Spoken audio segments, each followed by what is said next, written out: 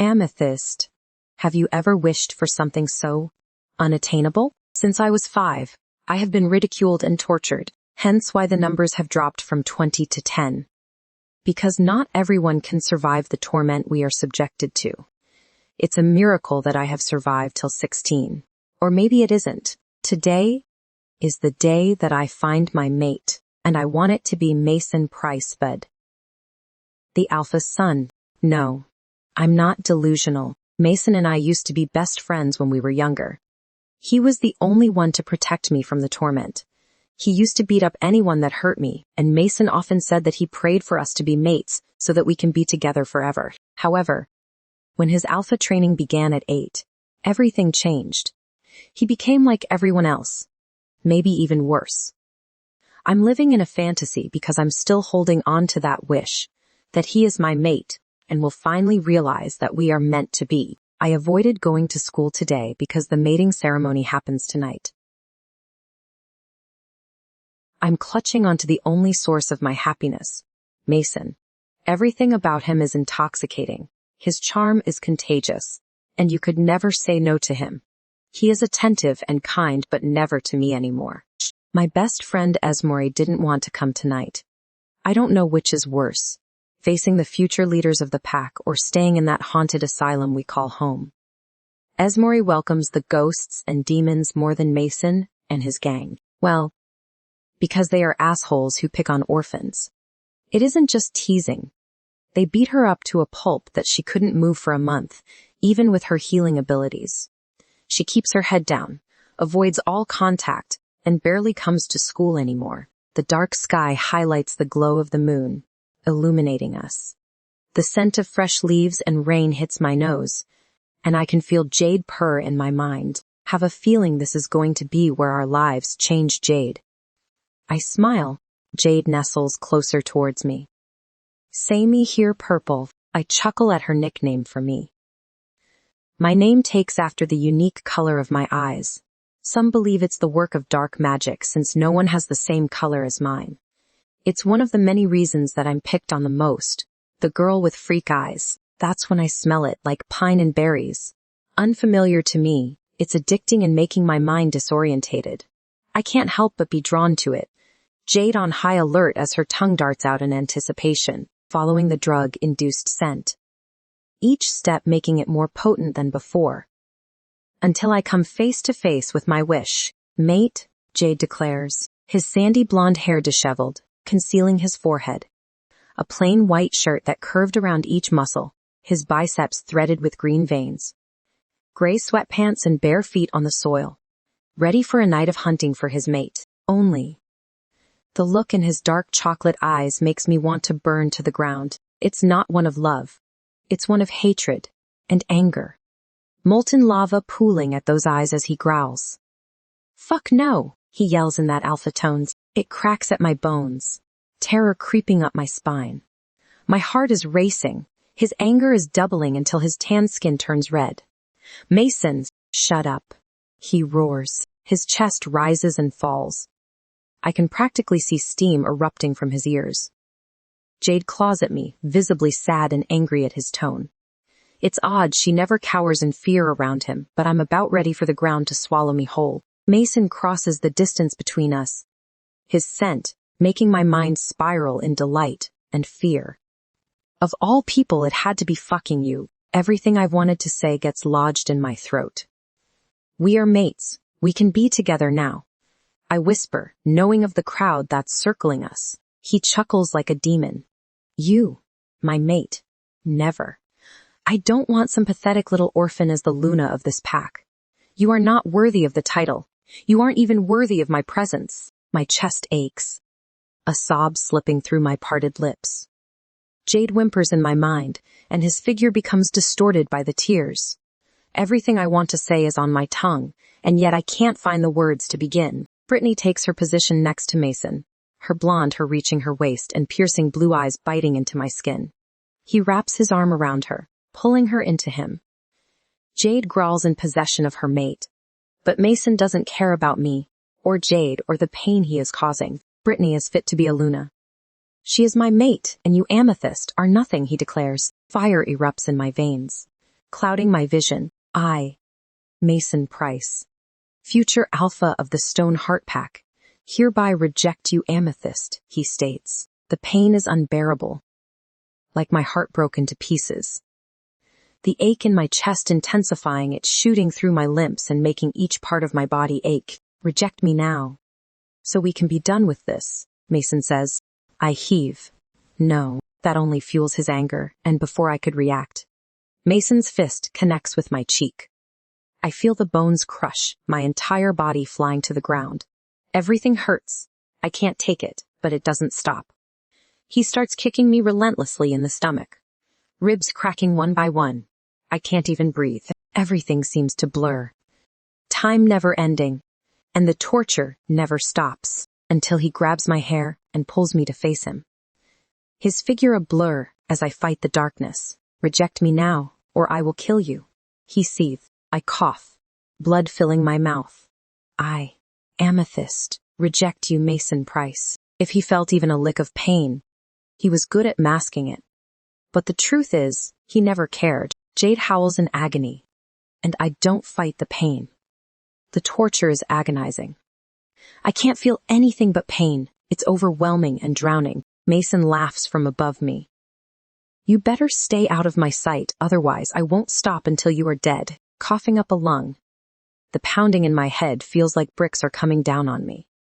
Everyone disperses like ants while my battered body lays against the soil. Everything burned to the ground in one night. Mason is itching to kill me, and by breathing finely, it's only a matter of time. We have to leave Purple, Jade growls strongly. But it's soft towards me. Jade lends me some of her strength as I attempt to get up.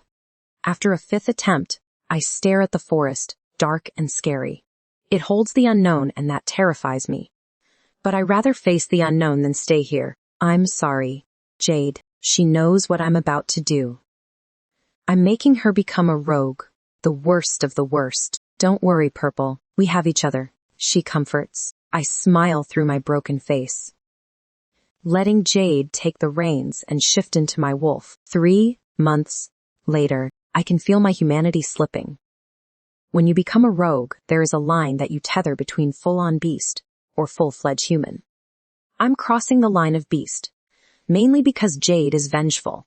Her fangs drip with venom whenever she thinks of Mason and the Stone Heart Pack. Visions of that night replay in my mind, and it only aggravates me.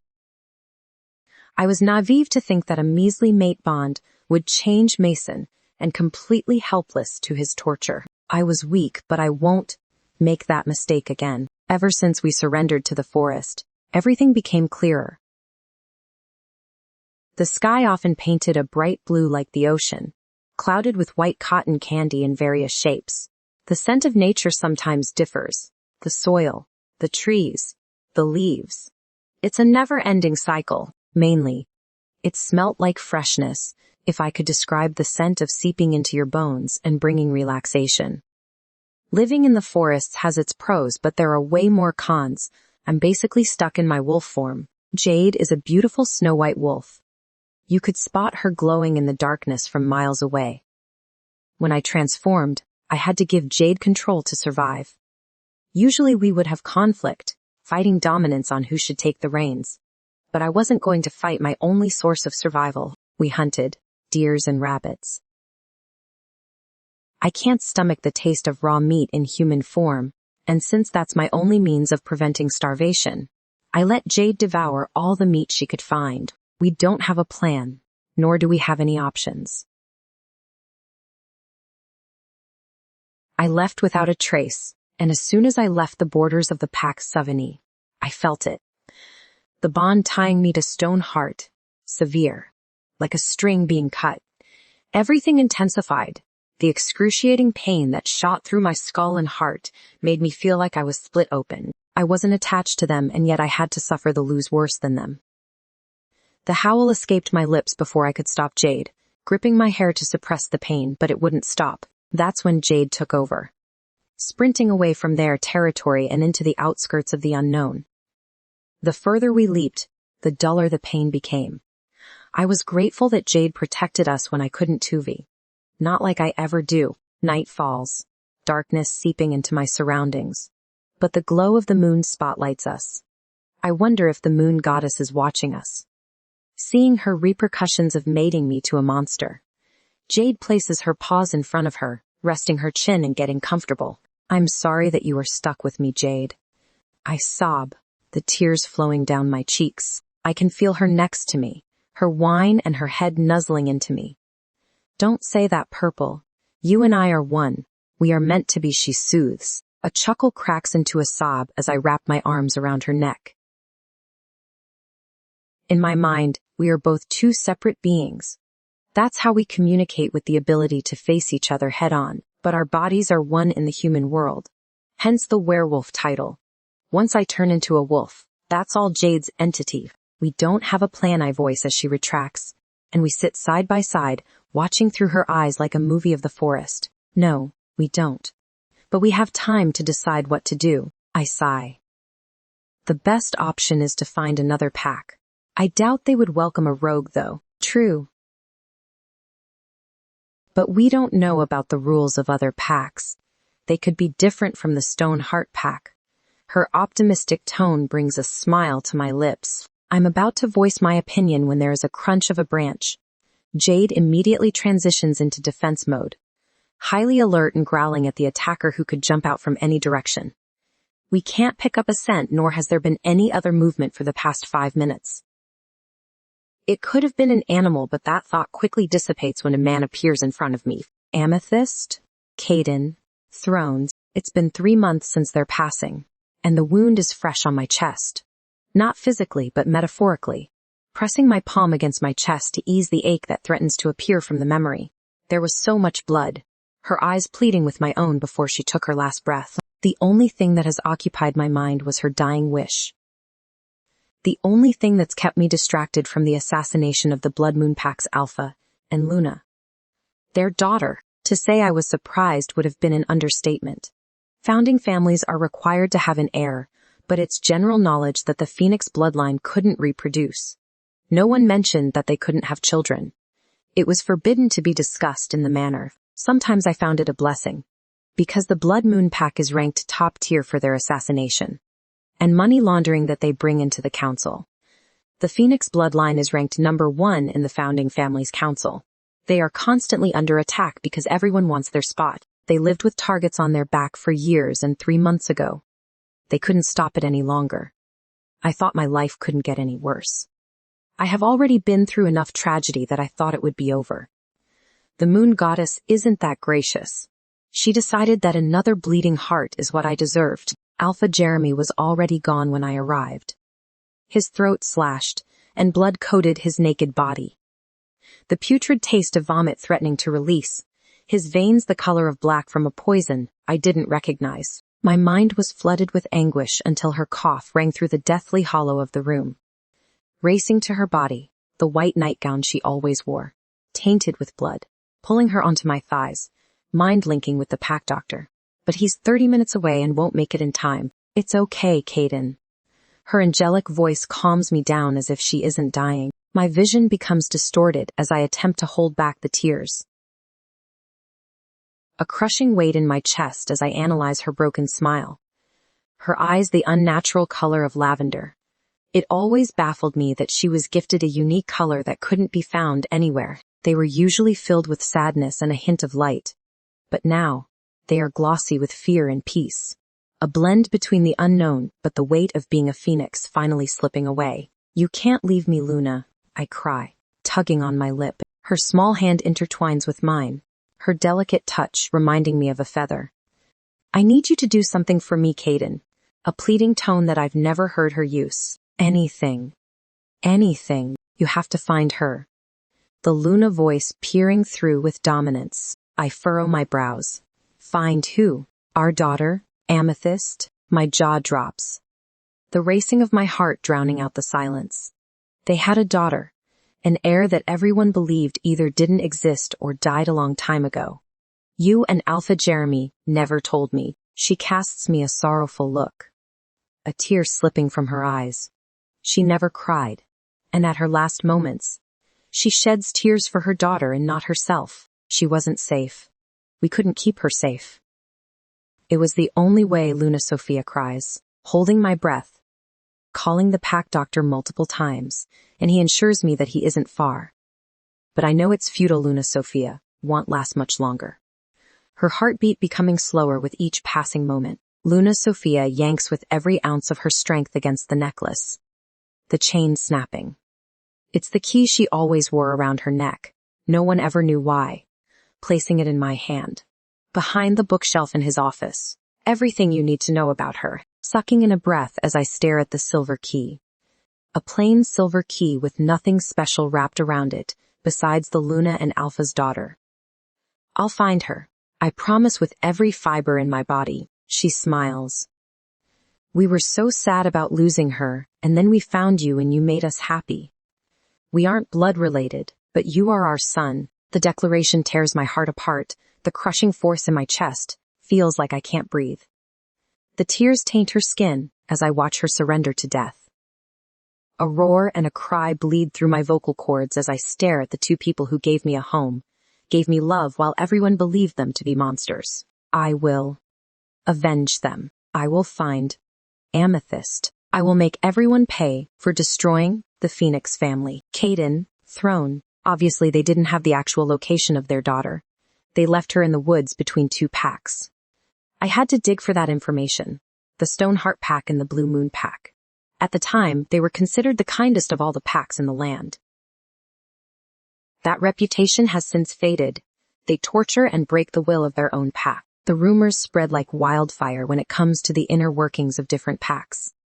The latest news being that the future alpha of the Stoneheart pack found his mate. One problem. She was an orphan. According to my intel, orphans are treated like slaves. Whether they were higher-ups or regular pack members, they tortured the orphans. Over the years, there were 20 orphans in total, and the numbers dwindled each year until only 10 remain. This pack is the only one I know of that sort of treatment towards orphans. Other packs don't worry about status until it concerns the future Alpha and Luna. Was the mate connection weak? Mason would have felt a strong connection to his blessing that the goddess gave him. But instead, he casted her aside because she was an orphan. It sickened me attempting to put myself in his shoes. I wouldn't reject my mate, a gift, sure. You are allowed to choose your mates, but the fated mates are a treasure that not everyone is blessed with. You are lucky to even find yours in this lifetime. And he casted her aside like the mate connection wasn't special. Yesterday, I went to the Blue Moon pack, questioned their Alpha and Luna. Another dead end. It was harder to find her than I thought. The only truly defining feature that Amethyst had is her eyes. I remember when I opened the safe and found the old photo. A baby cradled between Alpha Jeremy and Luna Sophia. The baby was only 2 months old, but the smile she emitted was cataphoric and her eyes were a darker shade of lilac. Taking after her mother, they were a faucet for magic. And I couldn't comprehend the immense pain the Alpha and Luna must have felt to give her up. It took tremendous amounts of strength to part from their pup because their love was genuine for her and each other. It brought an ache to my chest. For years they have lived with this secret. Alpha Jeremy and Luna Sophia were the only fated mates in the founding families. This made the rest of them envious of them. The Alpha and Luna's love was real, while theirs were a facade. Jealousy is a strong emotion that becomes heightened in us, like the rest of our feelings. The Stoneheart pack is extremely secretive when it comes to outsiders, and my guess is due to their harsh treatment of their own people. I had to request a permit from their current Alpha and wait approximately a week before it became approved. The pack was surrounded by the growth of the forest, unkept and showcased that they didn't care about their land. You can tell a lot by the Alpha's treatment of his land. It illustrated his treatment of his pack. The guards at the border searched me. I'm a fucking werewolf, and they start searching me for weapons. I could easily shift and bring forth my talons and tear out their jugular. Axel chuckles at the visual imagery of tearing them apart. My wolf is quite a jokester, even if they suck. Hey. My jokes are top fucking tier, he growls as if I offended him. Whatever you say. I laugh, letting him brood in silence as he snuffs me. I'm led to the Price Manor. Not surprised that it's a beige-colored mansion. The double doors painted white with a massive P carved into it. That simple indication solidified how obnoxious these people are. There aren't any mansions besides this, and the rest of the houses are made of logs like we live in an historical era. They probably think they shit gold, Axel snorts. I nod, agreeing with his statement because this is an obvious display of wealth to intimidate their people into submission. They have money to destroy you without getting their hands dirty, and that alone can strike fear in anyone less than. The guard in front of me mind links to whoever is inside, and suddenly the doors open. I follow him, the scent of detergent heavily embedded into the tiles and walls. It smelt like a hospital, and the urge to throw up appears. But I push it down. Now is not the time to display weakness. The staircase covered in clear tiles spirals with a black railing to the top. A man standing right at the top. His arms are stretched across the railing, his features display youth, and that shaggy blonde hair and dark chocolate eyes spark my memory. This is the future alpha, Mason Price. He resembles a rich kid. It's written all over his smug face. The white V-neck shirt displaying his muscles in a power stance and jeans that hung loosely on his skin. Arching his neck in amusement, written all over his face as he addresses me from above. Caden Throne, he says, not addressing me by my beta title, Mason Price. I retaliate with a smirk. Nothing fucks with a little boy's mind more than being disrespected. Axel is proud at the reaction of Mason, a growl emitting from his lips as his bare feet fill the silence as he descends the staircase. When he comes towards me, it's a joke that I tower over him. The anger seeps into his pupil, glowing as his wolf surfaces in frustration. I smirk and Axel laughs. It's completely hilarious watching the future alpha feel intimidated by mere height differences. Where is Alpha Jack? I question, focusing on my mission. Mason rolls his eyes, a charming smile forming on his lips. My father is otherwise preoccupied, and doesn't like being disturbed, especially by a nobody. His little dig doesn't do anything for me. It would have in the past when my emotions fueled my actions, but since then I have learned self-control. I wasn't really after the old alpha whose prime time is coming to an end. The better chance would be to speak to Mason. I nod. Okay, I have a few questions that need to be answered, and I will be on my way, keeping my expression blank. His eyes scan from the inky leather jacket to my matching combat boots, distaste clearly reviling in his features. On with it, I don't have all day, he growls in irritation. Let me rip him apart. Axel salivates at the imagery of tearing this spoiled boy apart. We need answers first. I warn, was there a girl brought in on the night of the blue moon 16 years? I ask, my blood sizzling in anticipation. He rolls his eyes. How the fuck should I know? Clearly, he is a clueless fool. Was there a girl with purple eyes? That warrants a reaction.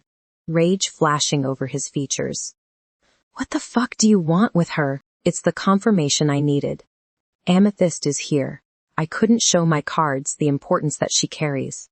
Redirecting his question as I arch my brow. It was a simple question, running his fingers through his messy hair. There was a girl named Amethyst. An orphan, he laughs. It takes every ounce of control for Axel, and me to not tear this fucker's skin off his bone. Instead, I stay silent as he chuckles in a fit of superiority, letting the story flow. She is a weak girl, not worthy of being this Pax Luna, he growls. That's when it hits me. The rumors of Mason rejecting his mate.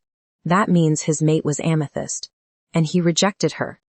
The fucking heir to Phoenix, the future alpha of the Blood Moon Pack. I mean, how could I make a Luna out of an orphan? With no power or status, he says nonchalantly. As if it justifies his actions. He had no clue what he just did. Mason threw away the most powerful woman and his mate aside, because she was an orphan. It makes me relieved and angry, because Amethyst deserves better than a self-centered fucker like him as a mate. Why are you asking? Mason curiously questions. He might be a spoiled brat, but he isn't stupid. Axel itches to bite his head off, and I almost give him control until I realize that I will have to find her on his land. She owes me something, he laughs, believing the lie. Good luck with that. The bitch is long gone. Fuck. Holding back the emotions spiraling through me. I nod. Thank you for your time, he snorts. It has not been a pleasure. Now get out of my house. Mason disappears down the hall, and the guard waits for me to step out of the mansion. The sky has already started to darken. A gray cast upon the moon. The scent of fear mingled in the air as people watched me be escorted off the territory. Where is she? Once I hit the border, I couldn't wait for that creepy sensation to dissipate. Walking through the forest usually cleared my head, and so far, my options were out of luck. I take the route that I saw on the map where they dropped her off. It's a dumb idea, but I feel my gut tell me to follow the trail. What are we going to do now? Axel questions. That is the real question. If I don't find Amethyst, then the Blood Moon pack will demolish, and the Phoenix name will disintegrate. I couldn't let the legacy die. Not after everything Hay have done for me. Everyone in the pack is family, and I don't want to split them up and turn them into rogues. That's when I spot it. A wolf. The color of snow. So potent that it stood out from the darkness. Wow. Axel whistles. We tread lightly at the wolf, who's clearly trying to get some sleep. As I get closer with each step, I make a mistake and the branch crushes under my weight. The wolf jumps into attack mode. But that's not what captivates me. It's the eyes, the color of lavender, holding my breath, praying to the moon goddess that I have finally found her. Amethyst? Amethyst. He is the most beautiful man I have ever seen. That shouldn't have been my first thought. I mean, the moon goddess gave me a mate that I thought was handsome until I saw him.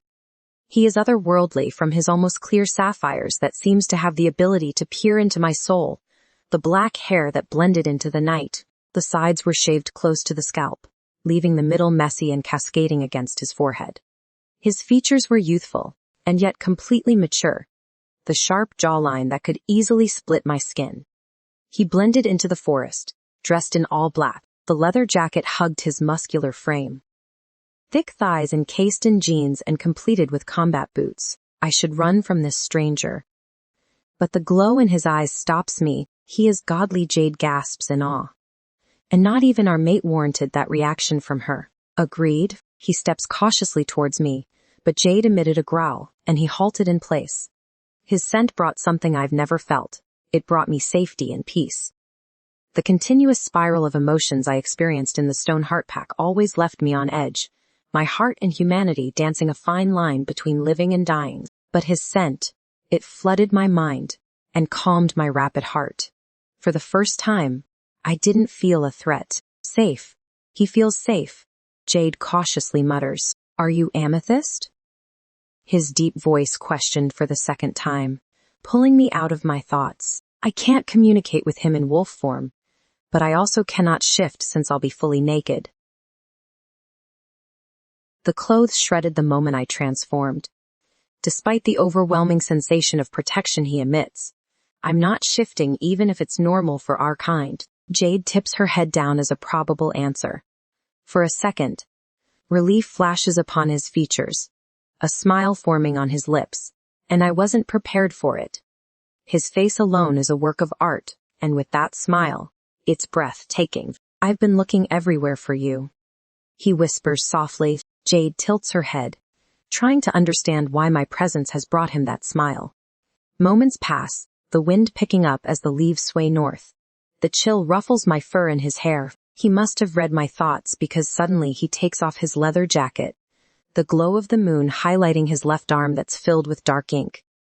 Intricate designs I couldn't make out against his skin. He throws the jacket near me. It would be better to have this conversation if you shifted. Suddenly, he turns around, giving me his back and a little privacy. This brings back that emotion he gives. Protection. Your turn. Purple. Jade laughs as she gives me control and shifts. Instantly I am met with a chill licking my skin. Quickly putting on the jacket. It's gigantic, swallowing me whole. It stops over my knee, wrapping myself in the leather that smells of him tuna, like the rain. It's oddly comforting. You can turn around now, I say. His broad shoulders stiffen for a second before relaxing. the muscles in his back taut as he turns around. We are 5 feet apart and the height difference is immense. I stop below his chest, and that's terrifying since I only reached Mason's shoulder. This guy is of a monstrous size. He would tower over Mason, which showcased that he isn't a boy. He's a man. Our eyes meet, and something flashes between those clear orbs, like a spark of lightning. He pushes his hands into the front pockets of his jeans. Who are you? How do you know my name? I ask, the situation finally settling in on my mind. He clears his throat. Sorry, my name is Caden Throne, and I have been searching for you the past 3 months, arching my brow at his confession. Why, are you from the Stone Heart Pack? Caden's features morph in disgust at the mention of my old pack. Awaiting his answer. I'm from the Blood Moon Pack. The shock is immediate, the fear creeping up my spine suddenly overwhelming every emotion. My heart seems to stop. The mere mention of the pack evokes terror. The killer Blood Moon Pack, I recite. He nods in agreement, the tense grind of his teeth sharpening his jaw. There is pride in his stance. He isn't ashamed of being from the most bloodthirsty pack. Why? What does the Blood Moon Pack want with me? I stutter, the temperature of my body rising as I inhale his scent from the jacket for some comfort. Caden turns his head from side to side, in deep concentration before returning his gaze back to me. I'm afraid that I can't divulge the details here.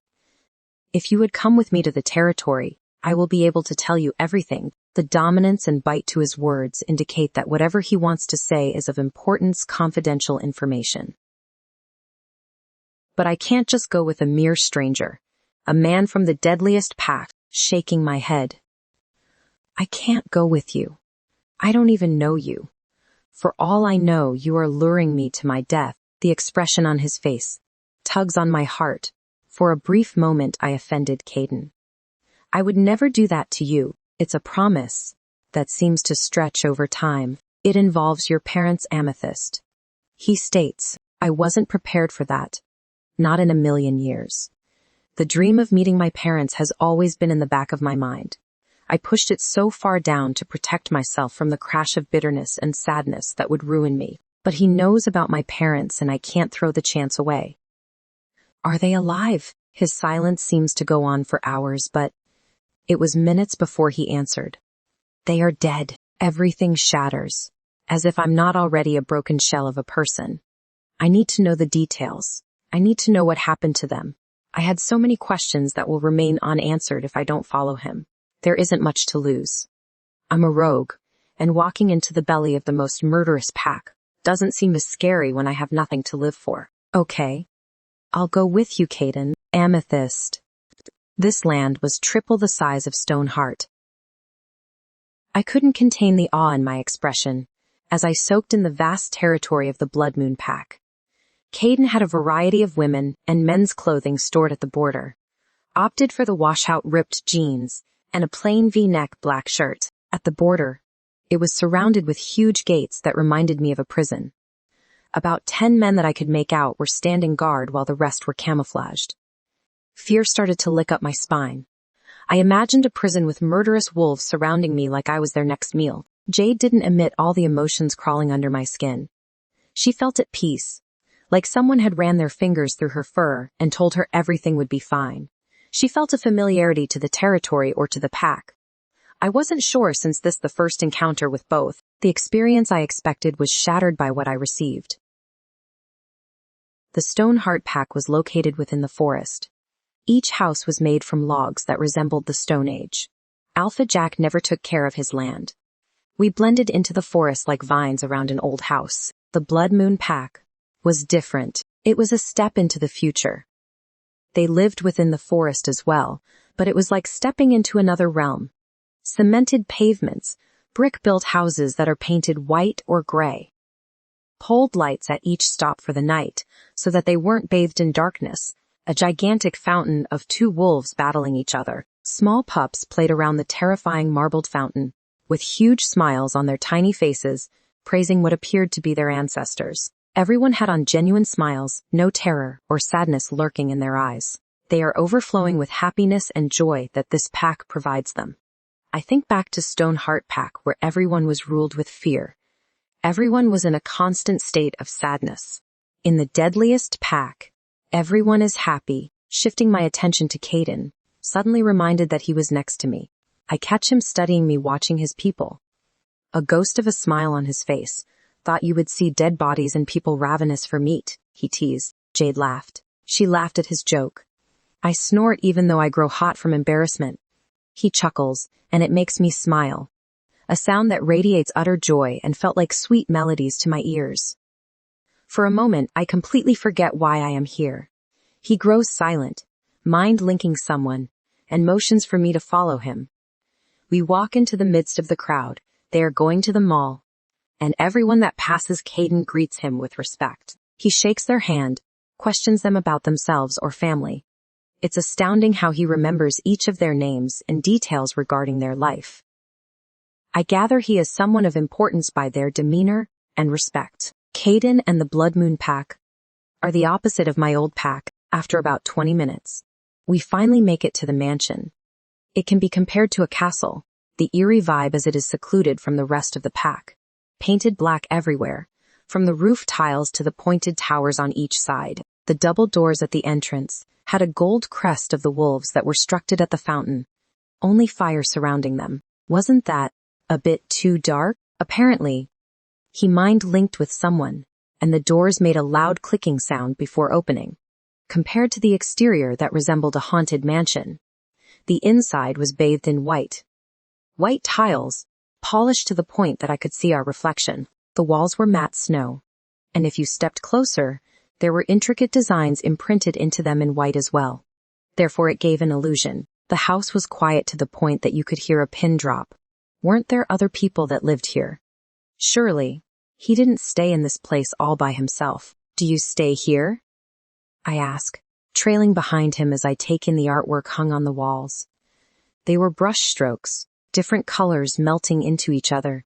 It made me want to study it, attempt to figure out what simple colors could make. Yes, not bothering to wander, falling into his steps as the smell of rain suddenly knocks me off my feet. His scent is intoxicating and causes massive, short circuits in my brain, and I don't know why. He doesn't even know that the scent of rain perfumes the air from his skin. Do other people live here? We halt at a black door. There is some sort of screen against the door, and he places his thumb, a green scanner flashing before the sound of locks. Opening fills the silence. Yes, only a few. I don't get a chance to ponder on the answer, because he opens the door and gestures for me to go in first. It's bathed in darkness. The blinds are closed. He switches on a light, highlighting the office in front of me. A raven-colored desk situated near the large window that probably overlooks the pack. Stacks of books on either side of our history over the years and records of pack members. There are 2 seats opposite the head of the desk, and it seems to be maintained regularly by how pristine it is.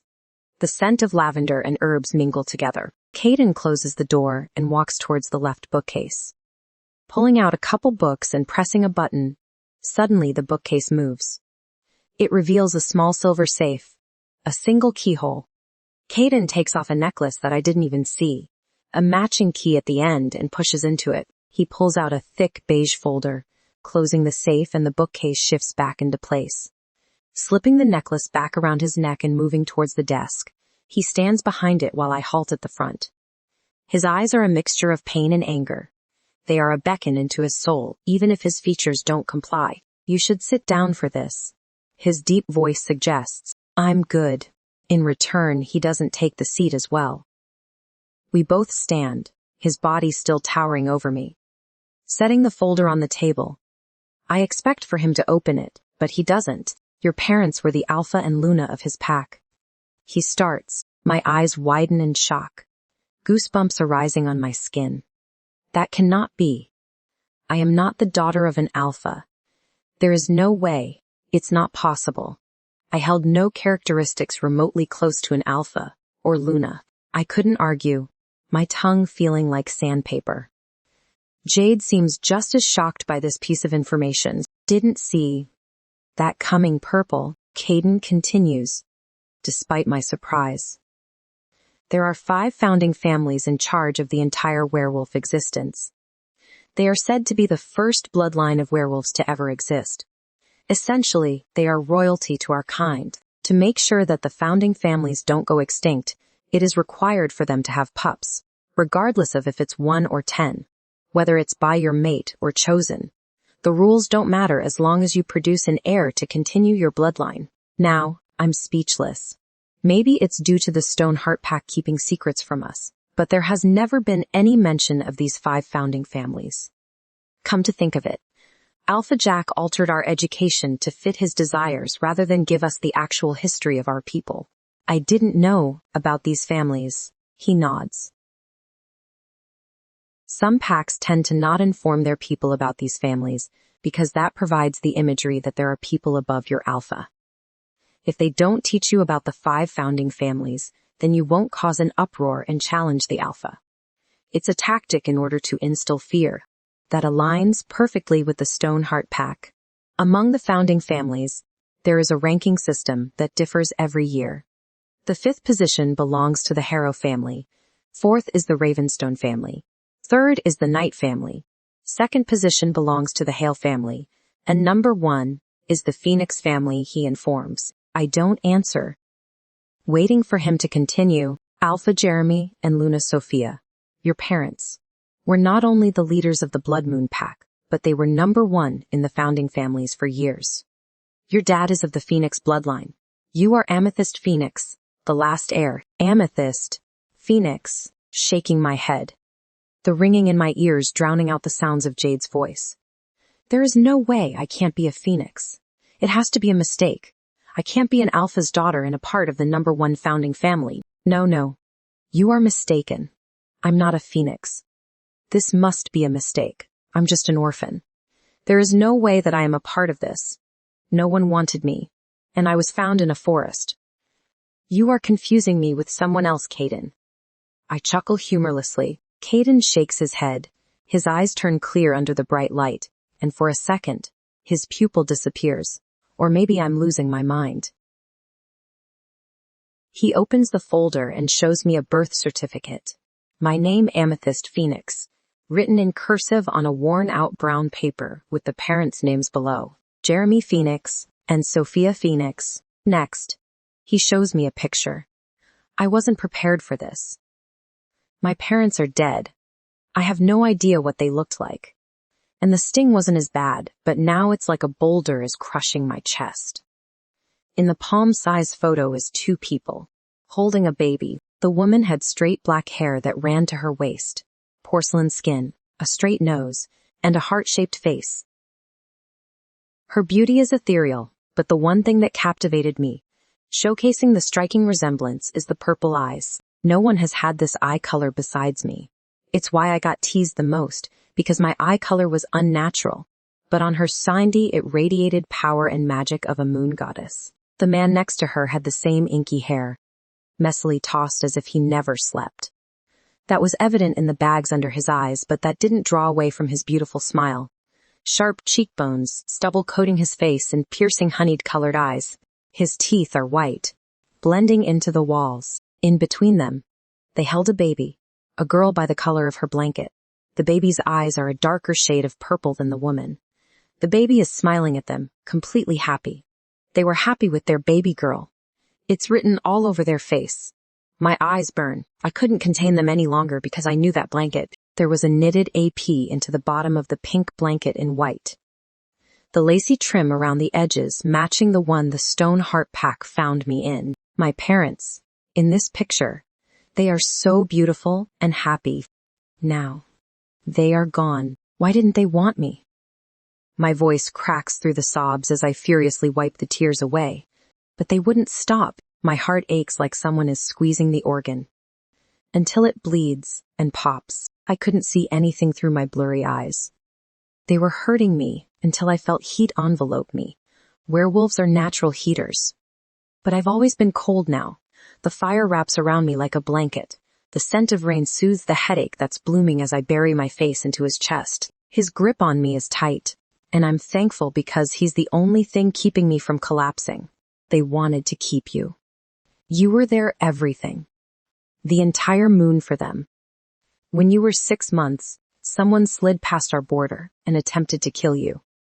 They thought it was a one-time thing until the next night when it happened again.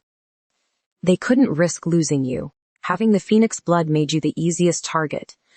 They decided that the best way to protect you was to let you go and make everyone believe that you died. Alpha Jeremy and Luna Sophia weren't the same after they had to give you up. I think they were angry that being a phoenix meant that they had to give up their family. So they threw themselves into the pack. Made it what it is today. The most dangerous pack in the world, wrapping my fist around the fabric of his shirt as I cry. For once I let my emotions override my entire body. Caden tightens his hold on me, letting me process his words. Everyone fears the Blood Moon pack. The reputation it carries is true. We are a murderous pack, but everyone assumes that the Alpha and Luna abuse their own people. It's not true. You saw how it is. Everyone is treated with kindness, respect, and love. Your parents cared so much about everyone and treated them like their own children because they couldn't be with you. But that doesn't mean they stopped looking for you. That they didn't stop loving you until their last breath. How did they die? I ask in a whisper. They were assassinated. Who did it? A fierce growl emitting from my lips as I retract from his arms. The rage is evident on his face. We don't know, but I will find out. I will help them. I will avenge my parents. I will destroy the people that took my parents away from me and this pack. What do you want? With me, you have to be the next Alpha, the heir to the Phoenix family. Otherwise, our people will have to turn rogue, and the heritage of your family will die.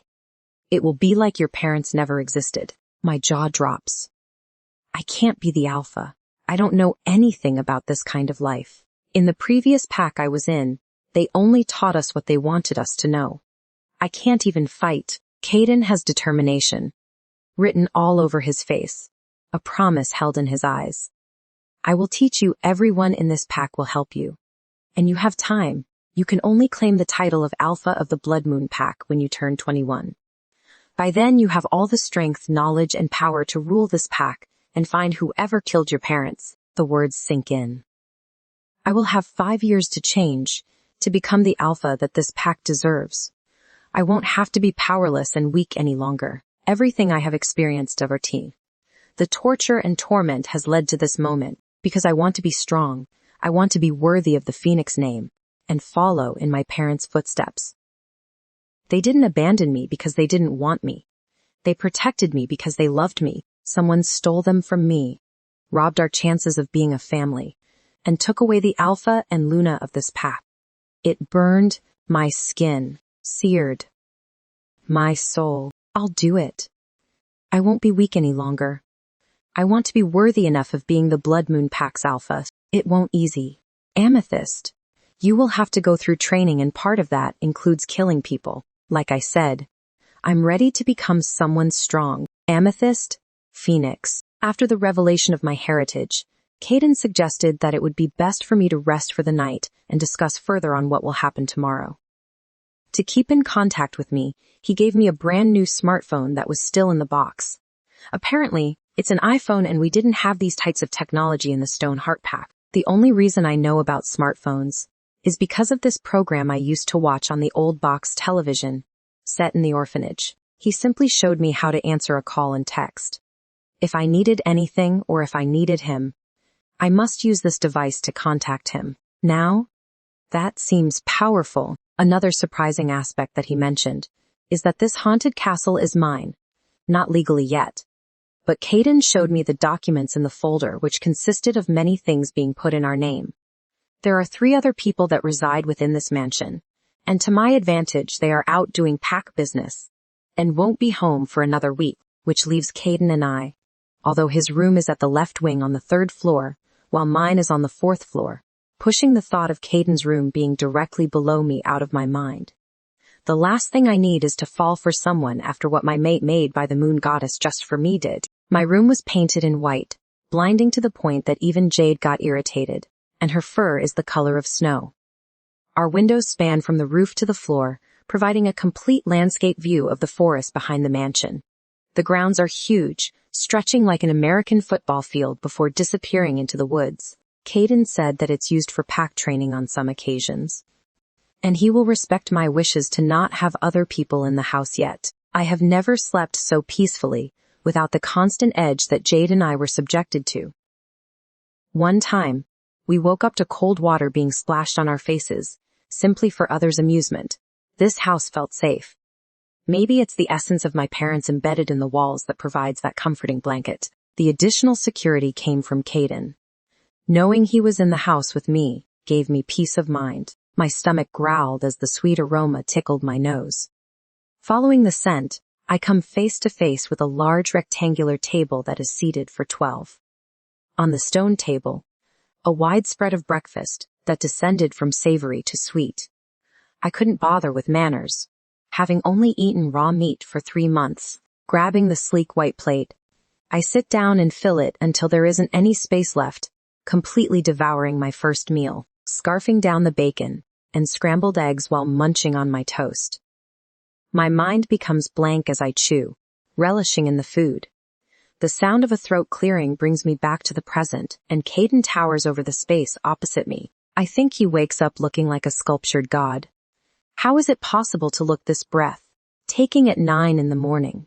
The white V-neck shirt outlines his muscular chest and gives me complete access to analyze his sleeve. They were covered in paragraphs and designs that I couldn't interpret. Midnight-colored jeans that were the perfect fit between tight and baggy. Caden is gigantic. His palm is the size of my face, and that alone should instill fear anyone but not me. He takes a seat, plating a large amount of food and eats with elegance. Unlike me, he is well-mannered. I thought it would be more comfortable to have this discussion over food. He smiles in reassurance, and that simple gesture makes my heart thud against my ribs. He can hear it there, no doubt, simply dismissing the natural reaction I have to him. I nod in agreement. 5 minutes pass before I ask the question that's been gnawing at me.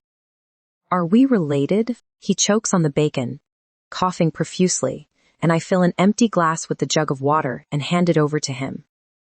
Caden gulps it down, sighing in relief. Why would you ask that? He rasps, since we don't have any features similar to each other that could warrant that question. They left everything to us, I emphasize. A mist of anger and sadness passes through him, the memory clearly haunting him as he speaks. When I was 5, my pack was ambushed and burned to the ground. I was the only survivor and your parents found me. They saved me. They took care of me when I had nothing. The Alpha and Luna are my adopted parents. Not legally, but in here. Pressing his flat palm against his heart, maybe that's why this string that constantly draws me to him stems from his connection with my parents. It's like a gentle caress from the sun, wrapping me up in its warmth. Only he wraps the rain and heat, tugging on my lip. As he finishes his plate, would it matter if he was older? Jade questions, staring at him like he hung the stars. He is a man of honor from what I can tell. And need I remind you? We are 16. Jade laughs. How old are you? I blurt. Caden refocuses his attention from the plate to me. The clear sky evident in his eyes are becoming masked with clouds. It's a strong sensation that sparks through my skin as he studies me, knowing the reaction he causes by the way my heart beats wildly in my chest. 23. His voice stern and domineering, in order to get his point across. It's like I was dropped into the cold ocean. Not even the warmth from Jade could stop me from getting hyperthermia. Sure, his features and mannerisms showcase that he was mature, wise beyond his years. But I never thought he would be 23. I mean, Mason was 18, and he didn't even scrap the surface of reaching Caden's level. A 7-year age gap. Fuck. As I said before, Caden is intelligent and wise. Which is how I know that he recognizes that look in my eyes. Don't even start it because I am too old for you, Amethyst. His deep voice warns. It's the first time I hear the tone of an alpha. It ripples through my skin and courses through my veins like fire, squashing the blooming feelings, passing it off as just affection for a man that saved me from dying in a forest. Who is in charge of the pack now? I am the temporary alpha, until you are of age and ready to take over, furrowing my brows. Don't you want to be alpha? I mean, what will happen to you if I take over? Amethyst. I was the beta for the pack since I turned 18. There has never been a desire for me to be alpha. Once you become alpha, my job will be to help you, guide you and protect you until my last breath. I will be your beta if you still want me. His voice is a declaration and tender with affection, not in a romantic way but a protective instinct that one would have over their family. Caden has the ability to make everything sound simple, even when it's a mountain size of work and responsibilities. Are you going to tell the pack about me? His jaw tightens, a battle swarming in his eyes as he crosses his arms against his chest, accentuating his huge biceps that could crush me like a twig. I would like to not make it known that you are a phoenix, because you are young and vulnerable to threats that will arise. If they take you out, this pack is done for. Some of them will catch on the resemblance. And that's natural. But it will be a rumor, and it can't be proven unless we tell them. Until you get stronger, it shall be kept a secret, he instructs. That brings a certain weight off my shoulders. Everyone would have high expectations for me if they found out that I am the daughter to the great Alpha and Luna of this pack. I barely even survived in the forest, and being subjected to that scrutiny wouldn't have made this any easier. I think that's best. I smile reassuringly. He doesn't return it. Instead, he continues. You will take over when you turn 21. There will be a ceremony and sworn oaths that will connect you to the pack in the way the Alpha and Luna did with them. For now, you will be introduced as a new trainee for the pack's assassination team. This way, we can do the oath that will make you a part of the pack. Initiating the mind link, everything is overwhelming me. I can't think this far into the future when I'm barely able to fight in the present. This is a lot to take in. Caden melts with sympathy. I know it's a lot. You have been through Allet Amethyst, but I know you are a fighter. You will become stronger and be the alpha that this pack needs. His words soothe the anxiety that slowly drowns me. Where do we start? I ask. Oh my God, Caden. You have a girlfriend, a deep voice yells at the top of their lungs that it almost bursts my eardrums. He is right there, Colin. A feminine voice scolds, the sound of a smack drawing my attention towards them. Our eyes connect and theirs widen, and they ask in unison, who are you? Amethyst. Phoenix. The silence was creeping around us. Two people entered the kitchen, completely caught off guard by my appearance. They seemed to be twins. The girl had short midnight waves that ended right next to her defined jawline, piercing silver eyes with long lashes coated in mascara, matching safety pin earrings and wine-stained lips, tight leather skirt that accentuated her ass, and a faded t-shirt knotted at the front. The words Nirvana written across her breasts. The boy had equal intense metallic-colored eyes, tiny black hoops on each ear, and another on the left side of his fat pink lips. A sharp jawline that could be from a statue. He had an undercut, the messily tossed black waves cascading across his forehead, matching sweatpants that hung loosely on his waist, giving a perfect view of the V-lines at his waist. The stranger was shirtless beneath a leather jacket, six-pack partially concealed. Those eyes. The girl says in a mixture of awe and shock. Caden signs behind me.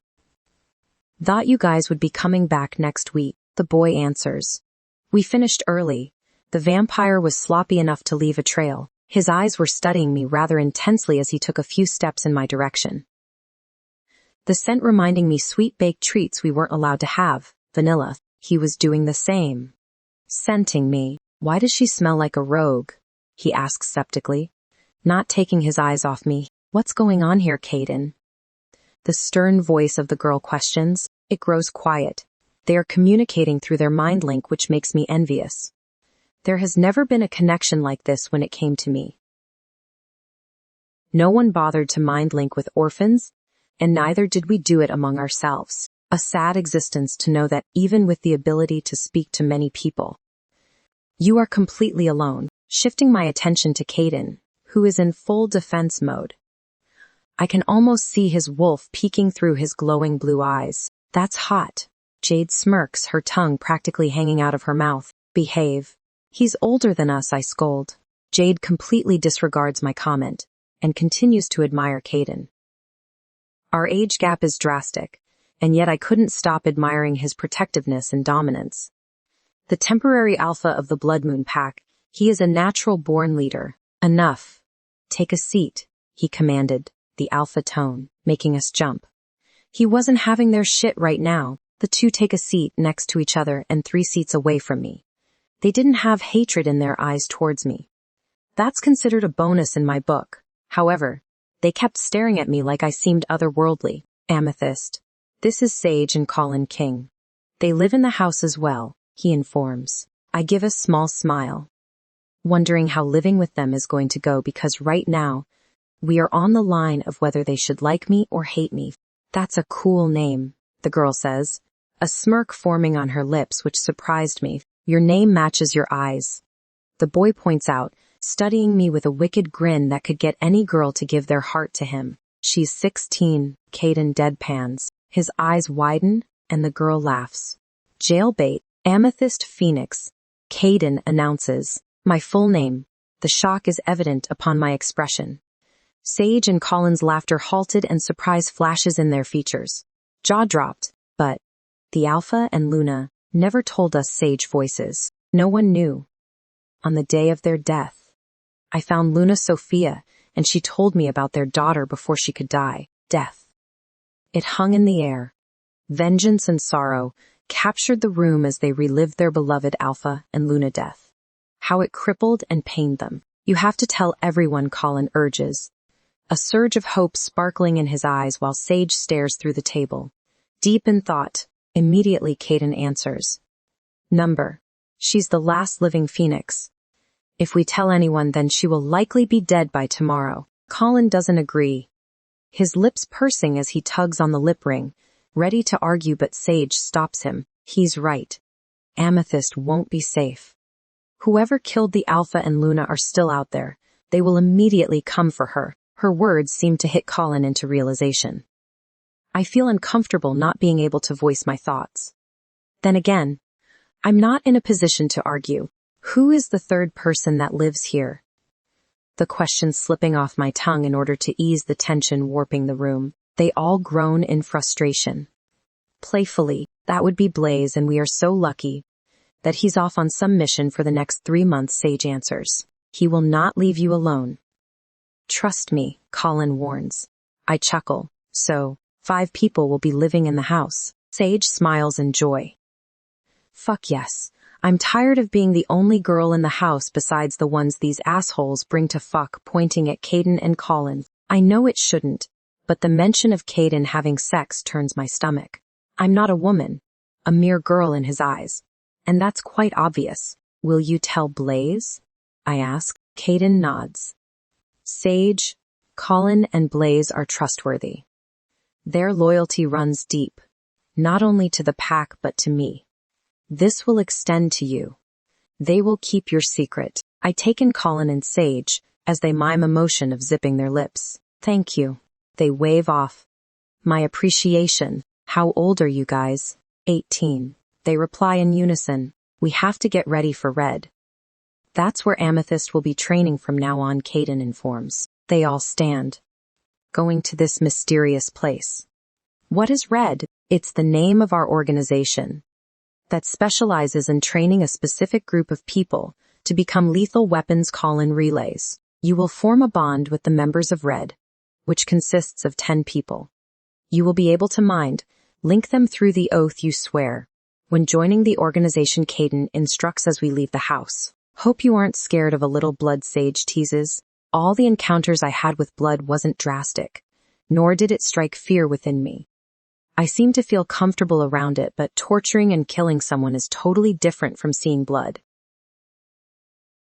My limits are about to be tested, and I'm willing to push the boundaries. I'm not. I'll get used to the rest of what's to come. Sage appears next to me, hitting me with her jasmine scent, throwing an arm around my shoulder and casually giving me a wink. We are going to be such good friends.